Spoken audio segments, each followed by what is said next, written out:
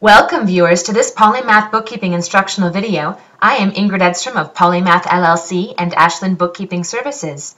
If you're following along with this series, you are now very familiar with all of the ways that money comes into your business. Today we will begin looking at how money flows out, starting with how to enter an expense. If you're just joining us for the first time, make sure to check out the other videos in this series. Expenses refer to all of the ways that you spend money.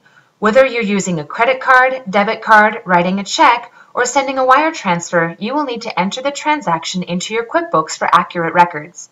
This is the window where you can create an expense. An ATM withdrawal may also qualify as an expense, but it gets complicated to track where all of the cash was spent. For today, we're going to focus on non-cash transactions. Check out the Polymath blog to find out why it's best to avoid spending cash on business expenses when you can. To get to the Create Expense screen, click on the Create menu at the top of your QuickBooks Online. The Create menu is the button that looks like a plus sign. This is the dialog where you will enter credit card, debit card, electronic transfers, and cash expenses. Basically, any time money leaves your business where you didn't write or print a physical check.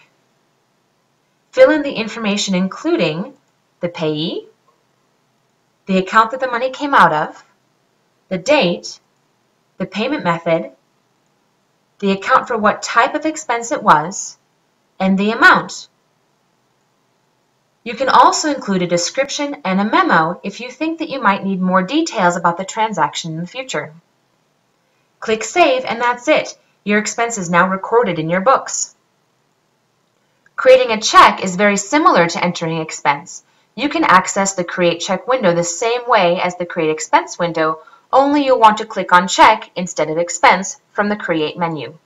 There are just 3 small differences that are very important to point out when creating a check.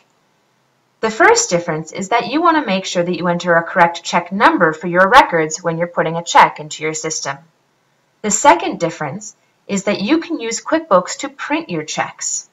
Finally, when entering expenses, most of the time it will be after the fact, when you're adding transactions that were downloaded from your online banking or when you're going through your bank statements or your receipts. But with checks, it's best to put those into QuickBooks at the time that you write the check rather than waiting for it to clear your bank. You can actually use QuickBooks to create the transaction at the time of the transaction.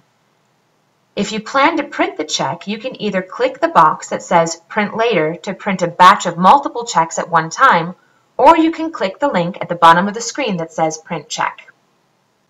Stay tuned for future videos on how to print multiple checks from within QuickBooks Online. That's it. Now you know how to enter expenses and checks into your QuickBooks account. Stay tuned for our next 2 videos that will cover entering and paying bills. I'm Ingrid Edstrom of Polymath LLC and Ashland Bookkeeping Services. Thanks for watching.